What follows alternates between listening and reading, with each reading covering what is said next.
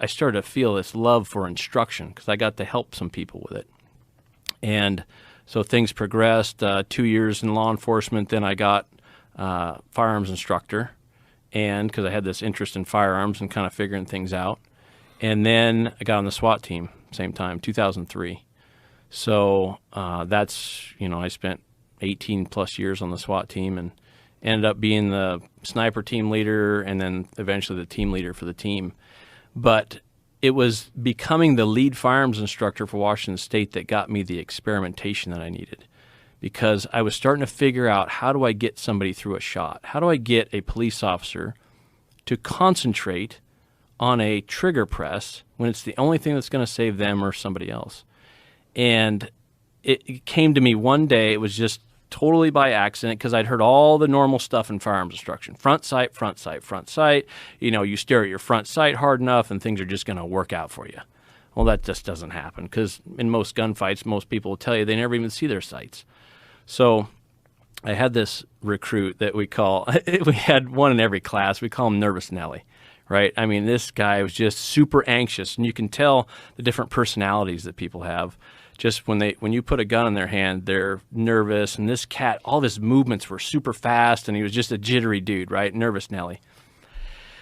And he's shooting 20 yards, and he's bouncing bullets off the floor at 15. So his rounds are hitting the 15-yard line.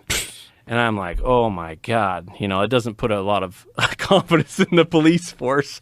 So I go over to this kid, and I call him a kid. He was probably, 8 years younger than me or whatever.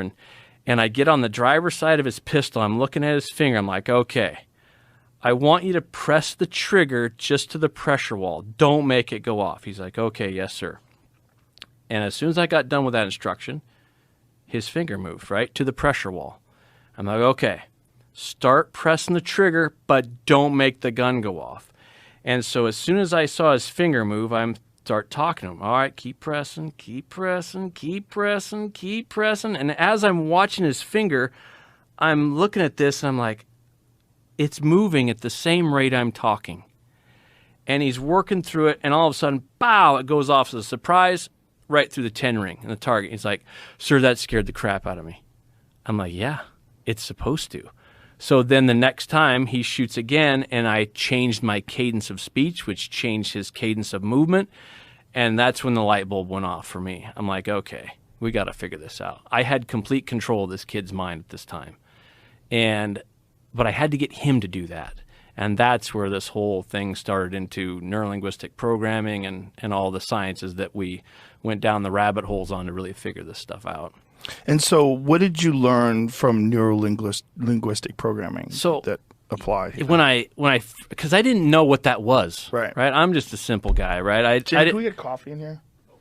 I didn't know what that was, and so I have lots of very smart friends, and so one of the doctors that was on a sniper crew for a neighboring agency, he was their ER doc, because most SWAT teams have an ER doc that's assigned to the team. And so I'm training him in some of this stuff, and he's like, oh, that's neuro-linguistic programming. I'm like, stand by, doc. That's a big word, right? I got to know what that is. So I started looking into that, and it was mostly like Tony Robbins, self-help, get yourself out of addiction, get yourself out of the gutter type stuff.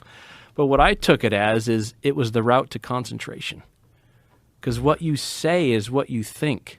And I needed people to think and to concentrate on a specific movement. And what I'm asking people to do is just shy of impossible. Like, I'm asking you to override your own central nervous system with concentration. That is just shy of impossible, but it's not impossible if you know exactly how to do it. But when I ask that question of all the people that I train, it's like, how do you concentrate? And nobody has the answer. They tell me, well, you have to focus. You have to block things out. You have to do this, do that. How? But they never tell me how to do it. I'm like, yes, that is concentration for you, but how do you do it? Especially, how do you do it when somebody's trying to kill you, right? How do you get that singular-minded? And that was the big question. So that's what I took from neuro-linguistic programming.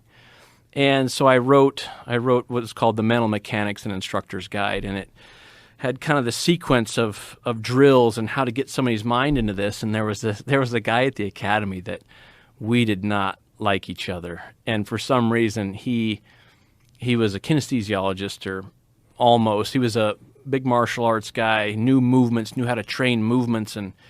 And he came to me one day when he became the head of the firearms program. And he came to me one day and said, "What you're doing works, but it's not right."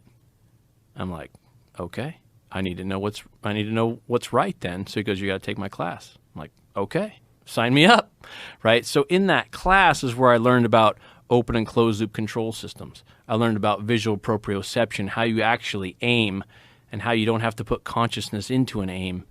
And let's explain open and closed loop systems. So open and closed loop. So open loop is where it's a control system in your mind that governs your movements.